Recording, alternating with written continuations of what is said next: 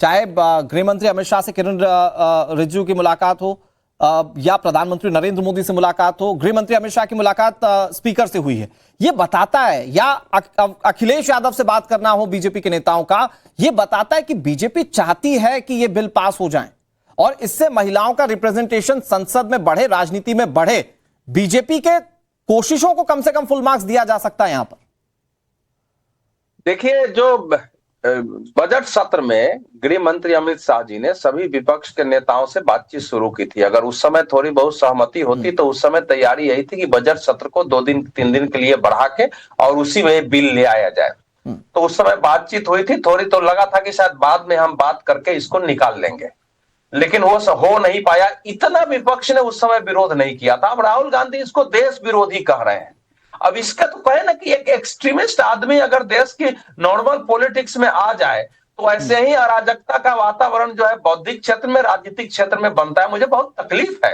प्रियंका वाड्रा जी ने भाषण दिया, उनमें आलोचना थी, लेकिन ठीक है, वो एक तरीके से है। या तो दोनों भाई बहन ने तय कर लिया है कि एक मुस्कुराते हुए बात करेगा कि आगे बात बिगड़े तो संभाल है, और दूसरा जो है ऐसे ही करता रहेगा। मुझे यही लग रहा है। सर, एक चीज आपको माननी पड़ेगी, राहुल गांधी ने कहा था कि 20 साल में वो जो नहीं कर पाया वो 5 मिनट में प्रियंका गांधी ने कर लिया। ये एडमिट किया उन्होंने संसद के अंदर। अब वो तो ठीक है, दोनों भाई, उन्होंने कहा और प्रियंका जी ने कहा कि हमको लगता है कि राहुल गांधी जी का तो प्रधानमंत्री यहाँ मजाक उड़ाते हैं, लेकिन बाद में उनकी नीतियों को जो है लागू करते हैं और उनकी बात मानते हैं। तो दोनों एक दूसरे को प्रमोट कर रहे हैं, वो करते रहे।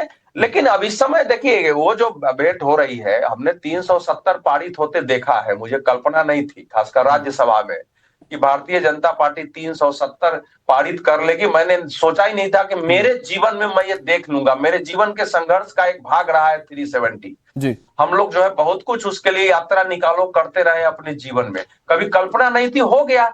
लेकिन इस समय विपक्ष ने जो स्टैंड ले लिया है, जिसका कोई आधार नहीं है उस स्टैंड का, उस स्टैंड में कि इसका पारित होना इस समय तक तो मुझे कठिन लगता है। लेकिन अब ठीक है, देखते हैं कोई चमत्कार हो जाए, क्योंकि मैं लेकिन कल आरती टिक्कू मैम, कल जब प्रधानमंत्री नरेंद्र मोदी सदन में कह रहे थे, वो कह रहे थे कि देश की महिलाएं माफ नहीं करेंगी, कि अगर आपने इस स्तर पर भी आकर विरोध किया तो देश की महिलाएं जो है वो इसका जवाब जरूर देंगी। तो क्या विपक्ष वाकई में देश की जनता के सामने एक्सपोज होता है, ये जो आज जिस तरह से विरोध किया जा रहा है, या फिर वाकई महिलाएं भी कंसिडर करेंगी कि नहीं विपक्ष के बिंदु सही हो सकते हैं? देखिए, भारत की जो पूरी राजनीति है पिछले 77 साल की, वो ऑलरेडी एक्सपोज्ड है। किसी को ये भ्रम ना हो कि महिलाओं को ये नहीं मालूम है कि कितने लंबे अरसे से विमेन रिजर्वेशन की बात होती आ रही है। जो विपक्ष आज विपक्ष में बैठा है, पहले रूलिंग सरकारें इन्होंने चलाई है और उन्होंने कैसे हमेशा टाल के इस रिजर्वेशन को इन्होंने की वजह से महिलाओं के जो अधिकार है वो डिनाई किए हैं। तो ये कोई नई बात नहीं है, देश की जनता को पहले ही मालूम है कि कई सारी पॉलिटिकल पार्टीज में patriarchal, regressive thinking, Orthodox thinking, anti women thinking है अभी भी। आपको याद होगा मुलायम सिंह यादव ने जो कितने बहुत ही भद्दे बयान दिए थे महिलाओं को लेकर, लालू प्रसाद यादव और कितने सारे ऐसे जो सांसद पहुंचे जिन्होंने वेमेन एम्पावरमेंट तो छोड़िए, वेमेन को जलील करने का तो मतलब ठान ली थी। तो ये किसी को कोई भ्रम नहीं है इस कंट्री में कि विपक्ष हो, कोई भी पॉलिटिकल पार्टी हो, सालों साल, दशकों तक विमेन एम्पावरमेंट, पॉलिटिकल एम्पावरमेंट जो है वो महिलाओं को नहीं मिली है। और उसका मुझे नहीं लगता है कि कोई नया आज राज खुल रहा है। सबको मालूम है कि इनका पूरा इतिहास यही रहा है। इसका कारण ये भी है कि जो है कि रूढ़िवादी थिंकिंग जो है, ये बेशक टीवी पे आके या संसद में आके कुछ भी बोले, लेकिन आप पूरी सोसाइटी में देखिए। एक सवाल जो मैंने अवधेश सर से पूछा, मैं आपसे भी पूछना चाहता हूं, क्योंकि आप ये कह रही हैं कि राजनीति में हर पक्ष की तरफ से ये रखा गया कि महिलाओं को कैसे भी सियासत से दूर रखा जाए, वो रिप्रेजेंटेशन ना मिले, ये कोशिश की गई। लेकिन आज बीजेपी तो पूरी कोशिश कर रही है मैम कि बिल पास हो जाए। नहीं, मैंने तभी कहा कि प्रधानमंत्री मोदी को श्रेय मिलना चाहिए इस बात का।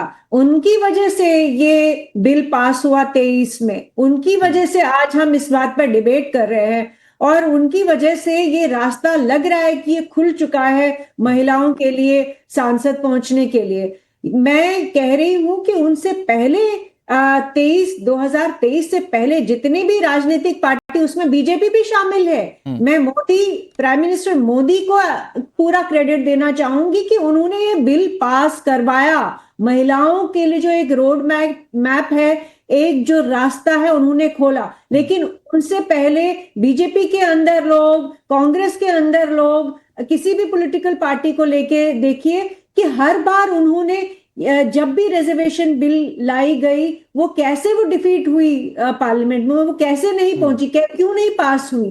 तो इसीलिए मैंने कहा सारी पॉलिटिकल पार्टीज, लेकिन प्राइम मिनिस्टर मोदी को क्रेडिट जाता है कि उन्होंने ये करके दिखाया 23 में, और अब इसकी इम्प्लीमेंटेशन की बारी आई है। मुझे पूरी उम्मीद है कि उन्हीं द्वारा इसकी इम्प्लीमेंटेशन भी होगी विमेन रिजर्वेशन की। लेकिन अवधेश सर, चूंकि आपने तो सियासत का बहुत लंबा दौर देखा है और आपने बहुत लंबे समय तक पत्रकारिता की है, और जिस तरह से आज ओबीसी के लिए, पिछड़े वर्ग के लिए बात की जा रही है, हमने देखा है क्या वक्तव्य आते थे या क्या सोच थी कांग्रेस पार्टी की या समाजवादी पार्टी की। मुलायम सिंह यादव का जिक्र आरती जी कर चुकी हैं, उससे पहले कैसे इंदिरा गांधी या उसके बाद राजीव गांधी, निशिकांत दुबे ने भी संसद में इसका जिक्र किया। तो आज वो पार्टियां विपक्ष में होकर पिछड़े या दलितों की बात कर रही हैं, वो कह रही हैं कि ओबीसी को आपको रिप्रेजेंटेशन देना चाहिए, जबकि ओबीसी आरक्षण के लिए कितना विरोध हुआ था कांग्रेस पार्टी की ओर से, वो सब जानते हैं। देखिए, ऐसा है कि अब वोट का ये हाल हो गया हुआ है कि कोई आदमी इस देश में सच को स्वीकार करने की कोशिश नहीं करता है। आपका जो प्रश्न है, इसका उत्तर अलग से मौलिक रूप से दिया जा सकता है।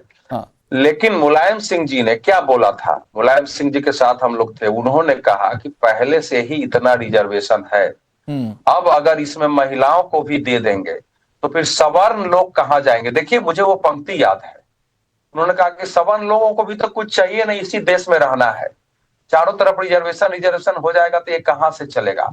महिला रिजर्वेशन के विरोध के बहुत सारे बहाने थे, हालांकि भारतीय सभी पार्टियों में थे, आरती जी ठीक करे, हालांकि भारतीय जनता पार्टी की सरकार ने 1998 1999 में ये बिल लाया था, कंसेंसस के अभाव में नहीं पारित हुआ, और 2010 में जो राज्यसभा में यूपीए सरकार में पारित हुआ तो उनके सहयोगी विरोध में चले गए, बीजेपी ने उसको सपोर्ट किया था, तभी वो पारित हुआ था।